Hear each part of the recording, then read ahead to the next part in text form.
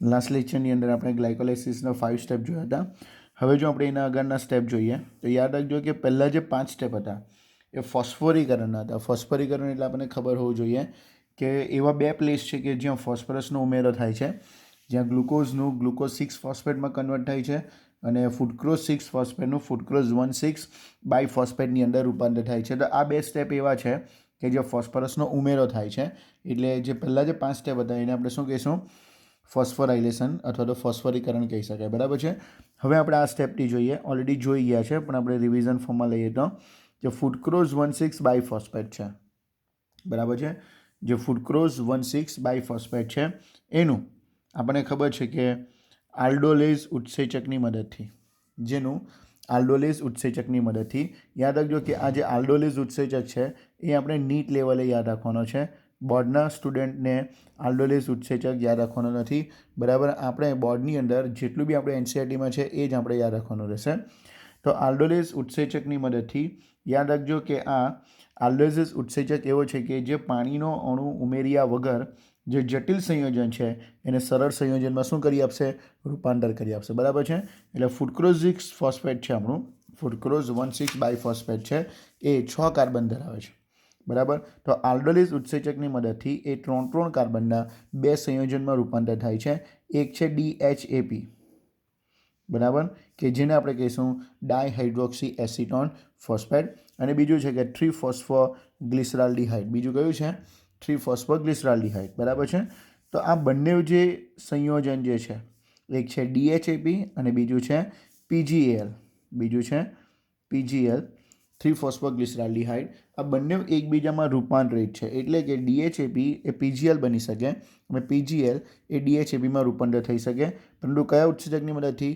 ફોસ્ફોટ્રાયોઝ આઇસોમરેઝની મદદથી. પરંતુ કોની મદદથી? ફોસ્ફોટ્રાયોઝ આઇસોમરેઝ. તો ફોસ્ફોટ્રાયોઝ આઇસોમરેઝની મદદથી DHAP એ PGLમાં રૂપાંતર પામે અને PGL એ શામાં રૂપાંતર પામશે? DHAPમાં રૂપાંતર પામશે. બરાબર છે. પરંતુ આપણે જે જોવાનું છે તો યાદ રાખજો કે આ જે DHAP છે, ડાયહાઇડ્રો એક્સિટો ફોસ્ફેટ છે, બરાબર છે, તે ઓલવેઝ બરાબર શાની અંદર રૂપાંતર પામી જશે? PGLમાં રૂપાંતર પામી જશે. એટલે આપણી પાસે PGLનો એક અણુ તો હતો જ, પણ હવે આપણી પાસે PGLના કેટલા અણુ થઈ જશે? 2 અણુ થઈ જશે. એટલે આપણે લાસ્ટ લેક્ચરમાં કીધું કે પ્રોસેસ એક નહીં કરીશું, પણ જે પ્રોડક્ટ મળશે એને આપણે શું કરીશું?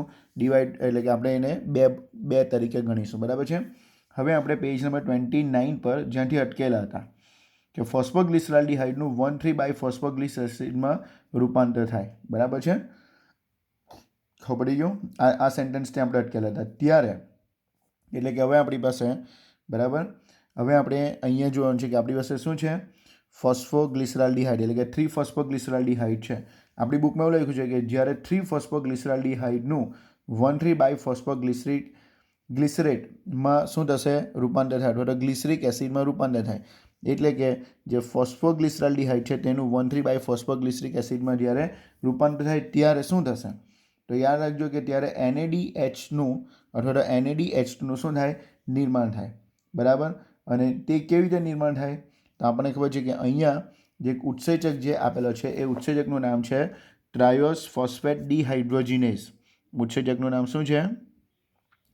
Triose phosphate ડિહાઇડ્રોજિનેઝ. બરાબર છે. Triose phosphate ડિહાઇડ્રોજિનેઝ. આ ઉત્સેચકની મદદથી શું થશે કે અહીંયાથી હાઇડ્રોજન અને તેને સમાન ઇલેક્ટ્રોન બી શું થશે? રિમૂવ થશે. આ હાઇડ્રોજનને સ્વીકાર કરવા માટે, એટલે કે હાઇડ્રોજનને ગ્રહણ કરવા માટે કોણ હોય છે? NAD. સમજ પડી ગયો? NAD. તો 2 હાઇડ્રોજનને મતલબ કે 2H2ને સ્વીકાર કરવા માટે શું હશે? 2 NAD હશે. એટલે શું બની જશે? 2 NADH2. એટલે શું બની જશે? 2 NADH2. પણ કયા ઉત્સેચકની મદદથી? ટ્રાયોસ ફોસ્ફેટ ડિહાઇડ્રોજિનેઝ ઉત્સેચકની મદદથી. હવે અહીંયા લખ્યું છે કે PGLમાંથી 2 સમાન રેડોક્સ 2 હાઇડ્રોજન પરમાણુના સ્વરૂપમાં NAD સાથે જોડાઈને સ્થાયી બનીને એક અણુની જેમ સ્થાનાંતરિત થાય છે. ખબર પડી ગયું? એટલે જે હાઇડ્રોજન રિલીઝ થયો એની સાથે જ સમાન 2 ઇલેક્ટ્રોન બી રિલીઝ થશે કે જે NAD સાથે જોડાશે અને શું બનાવશે? NADH2 એક સ્થાયી અણુ બનાવશે. હવે જે આ PGL જે છે તો PGLનું આપણે એવું કીધું ચાલે કે શું થશે? ઓક્સિડેશન થશે. બરાબર. PGL ઓક્સિડેશન પામીને અકાર્બનિક ફોસ્ફેટ, એટલે આપણે, બરાબર, અકાર્બનિક આપણે 2 કેમ લખ્યું તો તમને ખબર છે કે 2 અણુ માટે આપણે ઇન્ડિકેટ કરીએ છીએ એટલે બરાબર. તો પીજીએલ ઓક્સિડેશન પામીને અકાર્બનિક ફોસ્ફેટ મેળવવાથી એટલે અહીંયા ફોસ્ફેટ મેળવશે તો ઓલરેડી ત્રીજા કાર્બન સાથે તો ફોસ્ફરસ જોડાયેલો જ હતો. તો હવે જે ફોસ્ફેટ આવશે અકાર્બનિક તે પહેલા નંબર સાથે જોડાઈ જશે એટલે શું બની જશે 1 3 2 જોડાય એટલે શું કહેવાશે બાયફોસ્ફોગ્લિસરિક એસિડ. બરાબર છે. 1 3 બાયફોસ્ફોગ્લિસરિક એસિડમાં રૂપાંતર થઈ જશે. બરાબર છે. હવે આપણે આગળ જઈશું તો હવે જો આપણે આગળ જઈએ તો હવે આપણી પાસે જે ઉત્સેચક છે ઉત્સેચકનું નામ છે ફોસ્ફોગ્લિસરેટ કાઇનેઝ. બરાબર. અને કોની હાજરીમાં Mg+2. બરાબર. આ કાઇનેઝ આવશે એટલે આપણને ખબર છે કે કોઈ જગ્યાએથી ફોસ્ફેટ તોડશે. તો અહીંયા જે પહેલા નંબર સાથે જે ફોસ્ફરસ જોડાયેલો હતો તે અહીંયાથી છૂટો પડી જશે અને આ ફોસ્ફેટને ગ્રહણ કરવા માટે કોણ રેડી હશે એડીપી સાથે આ પહેલા નંબરનો ફોસ્ફરસ જે જોડાયેલો હતો છૂટો પડશે. તો હવે એડીપી એ કન્વર્ટ શામાં થઈ જશે એટીપીમાં કન્વર્ટ થઈ જશે. બરાબર. પણ અહીંયા ફોસ્ફેટ કેટલા છૂટા પડશે આપણે 2 અણુની વાત કરીએ તો 2 ફોસ્ફેટ છૂટા પડે એને સ્વીકારવા માટે 2 એડીપી હોય અને એમાંથી આપણને 2 એટીપીની શું થશે પ્રાપ્તિ થશે. એટલે હવે આપણે ફોસ્ફોગ્લિસરેટ કાઇનેઝ ઉત્સેચકની મદદથી બરાબર છે આનું શું થયું વિફોસ્ફરીકરણ થયું ને આ પ્રક્રિયાને શું કહેવાશે વિફોસ્ફરીકરણ કેમ કે આથી ફોસ્ફરસ છૂટો પડશે અને જે બનતું જે સમીકરણ છે તે કયું હશે 3 ફોસ્ફોગ્લિસરિક એસિડ. હવે બનતું સંયોજન કયું હશે 3 ફોસ્ફોગ્લિસરિક એસિડ. બરાબર છે. અને પછીનું જે સ્ટેપ છે એ આપણે ટેક્સ્ટમાં ડાયરેક્ટ લખ્યું છે આપણે યાદ રાખવાનું છે કે હવે જે ઉત્સેચક છે એ ઉત્સેચકનું નામ છે ઇનોલેઝ અને Mg+2ની હાજરીમાં બરાબર છે અણુઓની પુનઃગોઠવણી થશે. સોરી અહીંયા આપણી ભૂલ થઈ છે. અહીંયા જે ઉત્સેચક છે કયો જે ઉત્સેચક ફોસ્ફોગ્લિસરોમ્યુટેઝ. બરાબર છે. અહીંયા જે ઉત્સેચક છે તે કયો છે ફોસ્ફોગ્લિસરોમ્યુટેઝ. બરાબર. આ ઉત્સેચકની મદદથી અણુઓની શું થશે પુનઃગોઠવણી થશે અને 3 નંબર પર જે ફોસ્ફરસ જોડાયેલો છે એ 2 નંબર સાથે જોડાય છે અને બનતું સમીકરણ અથવા તો બનતું સ્વરૂપ સેમ જ છે પરંતુ 3 ફોસ્ફોગ્લિસરિકની એસિડની જગ્યાએ અહીંયા શું હશે 2 ફોસ્ફોગ્લિસરિક એસિડ. બરાબર છે. હવે પેલો ઉત્સેચક આપણે અહીંયા જે લખેલો હતો તે હશે. હવે જે ઉત્સેચક છે તે કયો છે ઇનોલેઝ અને Mg+2ની હાજરી ઇનોલેઝ અને Mg+2ની હાજરીમાં અહીંયાથી પાણીનો અણુ શું થશે દૂર થશે. પાણીનો અણુ દૂર થશે અને શું બની જશે ફોસ્ફોઇનોલ પાયરુવિક એસિડ. શું બની જશે ફોસ્ફોઇનોલ પાયરુવિક એસિડ. પણ આ બધા અણુ કેટલા છે 2 છે. બરાબર. હવે શું મળી ગયું ફોસ્ફોઇનોલ પાયરુવિક એસિડ. બરાબર છે. હવે જો આપણે વાત કરીએ આ જે ફોસ્ફોઇનોલ પાયરુવિક એસિડ જે બની ગયું બરાબર છે ફોસ્ફોઇનોલ પાયરુવિક એસિડ એટલે આપણે કહી શકાય પીઈપી. બરાબર છે.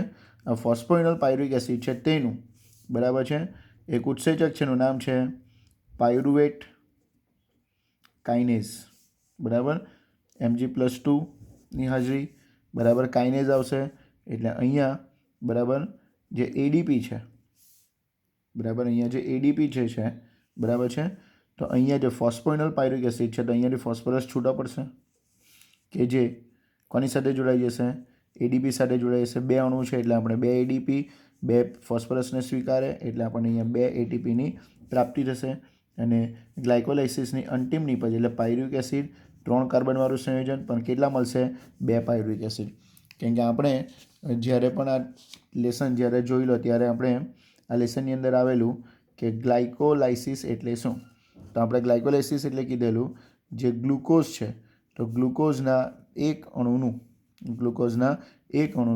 બરાબર છે 2 પાયરુવિક એસિડના અણુમાં શું થવું રૂપાંતર થવું 2 પાયરુવિક એસિડના અણુમાં શું થવું રૂપાંતર થવું તો એને શું કહેવાશે ગ્લાયકોલાઇસિસ કહેવાશે. બરાબર છે. તો ક્લિયર થઈ ગયું. ફરીથી આપણે એક વખત જોઈ લઈએ અને ત્યાર પછી આપણે એને ટેક્સ્ટમાંથી જોઈ લઈએ. બરાબર છે.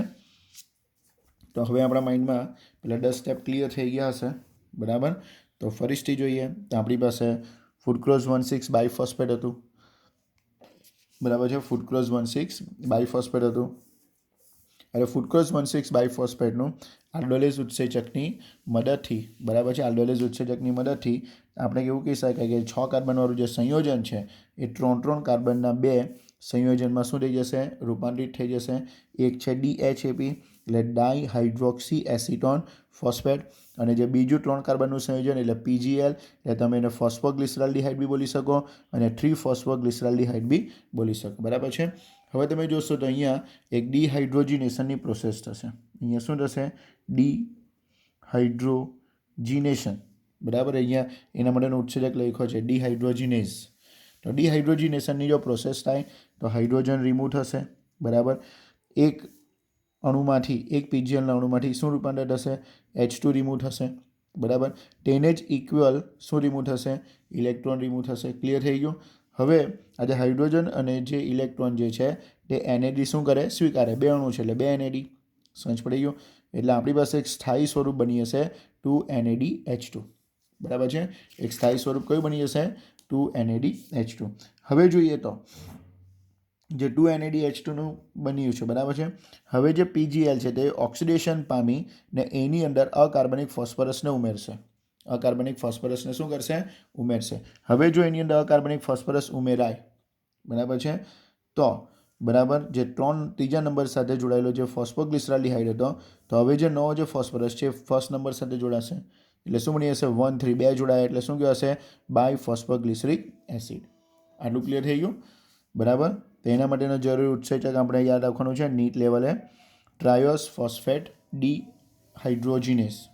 હવે આપણી પાસે છે 1,3, હવે આપણી પાસે શું છે? 1,3 બાયફોસ્ફોગ્લિસરિક એસિડ. હવે આપણી પાસે શું છે? 1,3 બાયફોસ્ફોગ્લિસરિક એસિડ. તો હવે તમે જોશો તો આપણી પાસે છે ફોસ્ફોગ્લિસરેટ કાઇનેઝ. કાઇનેઝ આવે એટલે તમને ખબર છે કે ફોસ્ફરસને એક જગ્યાથી જોડશે, તોડશે અને બીજી જગ્યાએ જોડે. તો અહીંયા પહેલા નંબરનો જે ફોસ્ફરસ જે જોડાયેલો હતો તે ADP સાથે જોડાઈ જશે. કોની સાથે જોડાઈ જશે? ADP સાથે જોડાઈ જશે. અને ADP સાથે જોડાય તો ADP is converted into ATP. પરંતુ આપણી પાસે આપણે કેટલા અણુ છે? આપણી પાસે 2 છે. તો 2 ADP 2 ફોસ્ફરસને સ્વીકારે અને 2 ATPની અંદર કન્વર્ટ થશે, બરાબર છે. એટલે હવે આપણી પાસે જે નવું સ્વરૂપ આવ્યું તે કયું છે? અહીંયાથી 1 નંબરનો ફોસ્ફરસ નીકળી ગયો એટલે શું રહ્યું? 3-ફોસ્ફોગ્લિસરિક એસિડ, બરાબર છે. હવે જોઈએ તો ગ્લિસરો મ્યુટેઝની મદદથી અણુઓની પુનઃગોઠવણી થાય અને 3 નંબર પર જોડાયેલો જે ફોસ્ફેટ છે એ 2 નંબર સાથે જોડાઈ જશે અને શું બનાવશે? 2-ફોસ્ફોગ્લિસરિક એસિડ બનાવશે. શું બનાવશે? 2-ફોસ્ફોગ્લિસરિક એસિડ બનાવશે. અને ત્યાર પછી જોઈએ તો ઇનોલેઝ નામનો જે ઉત્સેચક છે તે શું H2O રિમૂવ કરશે, H2O રિમૂવ કરશે, બરાબર. અને શામાં કન્વર્ટ થઈ જશે? ફોસ્ફોઇનોલ પાયરુવિક એસિડમાં કન્વર્ટ થશે. હવે આપણી પાસે જે ફોસ્ફોઇનોલ પાયરુવિક એસિડ છે તેનું પાયરુવેટ કાઇનેઝ ઉત્સેચકની મદદથી એટલે કે ફોસ્ફરસ છૂટો પડશે જે ADP સાથે જોડાઈ જશે અને ADP એ કન્વર્ટ શામાં થઈ જશે? ATPમાં કન્વર્ટ થઈ જશે. એટલે હવે બની જશે ફક્ત ને ફક્ત પાયરુવિક એસિડ. પણ પાયરુવિક એસિડ 3 કાર્બનનું અને કેટલા સંયોજનવાળું? 2. એટલે કે એક ગ્લાયકોલાઇસિસમાં જે એક ગ્લુકોઝનો અણુ છે એ કેટલામાં રૂપાંતર થઈ ગયો? 2 પાયરુવિક એસિડમાં રૂપાંતર થઈ ગયો. તો આને કહેવાશે ગ્લાયકોલાઇસિસ. અને શું કહેવાશે? ગ્લાયકોલાઇસિસ. હવે આપણે ટેક્સ્ટમાં જોઈએ, આપણે જ્યાંથી અટક્યા છે તે ટેક્સ્ટમાં એવું કીધું છે, અહીંયાથી અટક્યા છે. બાયફોસ્ફોગ્લિસરિક એસિડનું 3-ફોસ્ફોગ્લિસરિક એસિડમાં પરિવર્તન પણ ઉર્જા ત્યાગી પ્રક્રિયા છે. કેમ કે 1,3 બાયફોસ્ફોગ્લિસરિક એસિડનું જ્યારે 3-ફોસ્ફોગ્લિસરિક એસિડમાં રૂપાંતર થાય ત્યારે અહીંયા ATP સ્વરૂપે, ત્યારે અહીંયા આપણે એવું કહેતો ચાલે કે ATP સ્વરૂપે ઉર્જાનો શું થશે? ત્યાગ થશે, બરાબર. આ ઉર્જાનો ઉપયોગ ATPના સંશ્લેષણમાં થાય. એટલે અહીંયા જે ઉર્જા ઉત્પન્ન થશે તે ATPના સ્વરૂપમાં સંશ્લેષણ થાય, બરાબર. પછી ડાયરેક્ટ જ લખ્યું છે કે જે 3-ફોસ્ફોગ્લિસરિક એસિડનું આપણે કીધું તેમ કે ફોસ્ફોગ્લિસરોમ્યુટેઝ ઉત્સેચકની મદદથી 2-ફોસ્ફોગ્લિસરિક એસિડમાં રૂપાંતર થાય. આ સ્ટેપ આપણી બુકમાં આપેલો નથી. ડાયરેક્ટ જ કીધું છે ફોસ્ફોઇનોલ પાયરુવિક એસિડમાં રૂપાંતર દરમિયાન પણ ATPનું નિર્માણ થાય. એટલે કે જે ફોસ્ફોઇનોલ પાયરુવિક એસિડ છે, બરાબર છે, એટલે ફોસ્ફોઇનોલ પાયરુવિક એસિડ છે તેનું પાયરુવિક એસિડમાં શું થાય છે? રૂપાંતર થાય છે. અને આ દરમિયાન પણ અહીંયાથી શું થશે? ATP સ્વરૂપે ઉર્જાનો શું થશે? વ્યય થશે. ATP સ્વરૂપે ઉર્જાનો વ્યય થશે, બરાબર છે. હવે એમ કહેતો ચાલે કે અહીંયા આપણું જે ગ્લાયકોલાઇસિસ જે છે તે અહીંયા ફિનિશ થાય છે, બરાબર છે. હવે જો આપણે પેજ નંબર 229નો લાસ્ટ પેરેગ્રાફ જોઈએ તો હવે ગ્લાયકોલાઇસિસની અંતિમ નિપજ એટલે પાયરુવિક એસિડ જે છે તે આપણે એવું કહી શકાય કે પાયરુવિક એસિડ એ જે ગ્લાયકોલિસિસ થયું છે તો એ ગ્લાયકોલિસિસની શું છે અંતિમ નિપજ કહેવાશે. ખબર પડી ગયું ને? તો ગ્લાયકોલાઇસિસની અંતિમ નિપજ કોણ છે? પાયરુવિક એસિડ છે. બરાબર છે. હવે આ જે પાયરુવિક એસિડ છે તેનું આપણે એવું કહી શકાય તો ફ્યુચરમાં એનું શામાં રૂપાંતર થવાનું છે? ફ્યુચરમાં એનું શામાં રૂપાંતર થવાનું છે એ કોના પર ડિપેન્ડ કરશે? એ કોના પર ડિપેન્ડ કરશે? એ કયા પ્રકારના કોષોની અંદર છે, એ કયા પ્રકારના કોષોની અંદર છે એના પર ડિપેન્ડ કરશે. આપણે જ્યારે લેસન સ્ટાર્ટ કરેલો ત્યારે કીધેલું કે કોષોને આપણે એમ તો ઘણા બધા પ્રકારમાં વર્ગીકરણ કરી શકાય, પણ આપણે એને 2 જ પ્રકારમાં વર્ગીકરણ કરેલું, એક જારક અને બીજું અજારક. અજારક એટલે કે જેને O2ની આવશ્યકતા નથી ને જારક એટલે કે જેને O2ની આવશ્યકતા છે તે. બરાબર છે. જો પાયરુવિક એસિડનું કોઈ એવો કોષની અંદર પ્રક્રિયા થાય કે જે અજારક શોષણ કરે, બરાબર છે, અજારક શોષણ કરે તો અજારક શોષણ દરમિયાન આ પાયરુવિક એસિડનું આપણે એવું કહીએ તો ચાલે કે શામાં રૂપાંતર થઈ જશે? લેક્ટિક એસિડ અને આલ્કોહોલમાં રૂપાંતર થશે. લેક્ટિક એસિડ અને આપણે શામાં કહી શકાય? આલ્કોહોલની અંદર રૂપાંતર થશે. બરાબર છે. અને જો એનું જારક શોષણ થાય, જો એનું જારક શ્વસન થાય તો યાદ રાખવાનું કે આના પછી ગ્લાયકોલાઇસિસ પછી 2 પ્રોસેસ છે, એક ક્રેબ્સ સાયકલ અને બીજી કઈ છે? ETC. આ દરમિયાન H2O અને CO2 અને શું ઉત્પન્ન થાય? ઉર્જા ઉત્પન્ન થશે. બરાબર છે. એટલે તમે એવું કહી શકાય, એટલે આપણે એવું કહી શકાય જે પાયરુવિક એસિડ છે, બરાબર, એની એન્ડ ઓફ ધી, બરાબર, એની 3 પ્રકારની કન્વર્ટેશન એટલે કે પાયરુવિક એસિડનું 3 પ્રકારે રૂપાંતર થઈ શકે. તો એક તમને કીધું તેમ કે એક શું છે? લેક્ટિક એસિડમાં, બરાબર. બીજું શામાં રૂપાંતર થઈ શકે? આલ્કોહોલમાં રૂપાંતર થઈ શકે. બરાબર. પરંતુ લેક્ટિક એસિડ અને આલ્કોહોલમાં રૂપાંતર થવું એ કયા પ્રકારના શ્વસન દરમિયાન થાય? અજારક પ્રકારના શ્વસન દરમિયાન. અને અજારક પ્રકારનું જે શ્વસન છે એ મોટે ભાગે, બરાબર, આદિકોષ કેન્દ્રીય એટલે તમે ગુજરાતીમાં કહી શકો પ્રોકેરિયોટ્સ, બરાબર, અને એક કોષી, બરાબર, એક કોષીય જે યુકેરિયોટ્સ છે, એક કોષી જે યુકેરિયોટ્સ છે, તો તે અજારક શ્વસન દરમિયાન લેક્ટિક એસિડ અને આલ્કોહોલનું શું કરશે? નિર્માણ કરશે. બરાબર છે. ત્રીજો સ્વરૂપ એટલે કે જો કોષ જારક શોષણ કરતો હોય તો પાયરુવિક એસિડ દરમિયાન એટલે કે પાયરુવિક એસિડનું હવે ક્રેબ્સ સાયકલ અને ETC ઇલેક્ટ્રોન ટ્રાન્સફર સિસ્ટમ અથવા તો ઇલેક્ટ્રોન ટ્રાન્સફર ચેઇન, બરાબર, એની અંદર જઈને આપણે એવું કીધું ચાલે કે જે ગ્લુકોઝ છે એ ગ્લુકોઝનું સંપૂર્ણ દહન થશે, બરાબર, અથવા તો ઓક્સિડેશન થશે. કેમ કે આ 2 પ્રોસેસ માટે ઓક્સિજન કન્ફર્મ જોઈશે ને જોઈશે. જેનું સંપૂર્ણ દહન થાય તો H2O, CO2 અને કેટલાક સ્વરૂપે ઉર્જા કે જે ATP સ્વરૂપે આપણે એવું કહીએ તો ચાલે કે શું થશે? પ્રાપ્ત થશે. બરાબર છે. ATP સ્વરૂપે પ્રાપ્ત થશે. બરાબર. આ જે અજારક શ્વસન છે તો તે હવે અગાડી ગ્લુકોઝનું અથવા તો ગ્લુકોઝનું પૂરેપૂરું દહન કરી શકતું નથી, બીકોઝ ઓફ કે તેની પાસે ઓક્સિજન અનિવાર્ય નથી. એટલે ઓક્સિજન જો નહીં હોય તો તે ક્રેબ્સ સાયકલ અને ETC જેવી પ્રોસેસ કરશે નહીં. એટલે કે આ દરમિયાન ખૂબ જ ઓછા પ્રમાણમાં ઉર્જા ઉત્પન્ન થશે. આપણે એવું કહી શકાય ખૂબ જ ઓછા પ્રમાણમાં ઉર્જા ઉત્પન્ન થશે. બરાબર. એટલે જો આપણે ટેક્સ્ટમાં જોઈએ તો ટેક્સ્ટમાં લખ્યું છે પાયરુવિક એસિડ ગ્લાયકોલાઇસિસની મુખ્ય નિપજ છે. આપણે કીધું, બરાબર. આ પાયરુવેટના ચયાપચયનું ભવિષ્ય શું છે? તો આપણે કીધું 3 પ્રકારે બની શકે, પરંતુ એનું ભવિષ્ય એ કોષોની આવશ્યકતા પર આધારિત છે. જો જારક પ્રકારનો કોષ હોય તો ડિફરન્ટ હશે અને અજારક પ્રકારનો કોષ હોય તો ડિફરન્ટ હશે. મુખ્ય 3 રીતો છે કે જેમાં વિવિધ કોષો ગ્લાયકોલાઇસિસ દ્વારા ઉત્પન્ન થતા પાયરુવિક એસિડનો ઉપયોગ કરે, બરાબર, અને પાયરુવિક એસિડનો ઉપયોગ કરીને ક્યાં તો વિવિધ પ્રકારના કોષો લેક્ટિક એસિડનું આઠવણ કરશે, ક્યાં તો તે આલ્કોહોલનું આઠવણ કરશે, બરાબર. અને ત્રીજું, જો જારક શ્વસનનો ઉપયોગી હોય તો. મોટાભાગના જે પ્રોકેરિયોટ્સ અને એકકોષી યુકેરિયોટ્સ છે, બરાબર, કે તે લોકો અજારક પ્રકારની પરિસ્થિતિમાં હોય, બરાબર છે, કે જે ગ્લુકોઝનું પૂર્ણ ઓક્સિડેશન ફળ સ્વરૂપે, બરાબર છે. એટલે આનું કીધું છે જો ગ્લુકોઝનું પૂર્ણ દહન થાય, બરાબર, તો બરાબર CO2 અને પાણી શું થાય? રિલીઝ થશે. બરાબર. એવા સજીવોમાં ક્રેબ્સ ચક્રની ક્રિયા બી થશે કે જેને આપણે શું કહી શકાય, જારક શ્વસન પણ કહી શકાય. અને આ જારક શ્વસનમાં ઓક્સિજનની હાજરી શું છે, અનિવાર્ય છે. એટલે આપણે નેક્સ્ટ લેક્ચરની અંદર 14.3 એટલે કે આઠવણ જોઈશું. બરાબર છે. અને આઠવણની અંદર આપણે લેક્ટિક એસિડનું આઠવણ અને આલ્કોહોલનું આઠવણ જોઈશું. અને ત્યાર પછી બરાબર આપણે જારક શ્વસનના તબક્કાઓ પર આવીશું.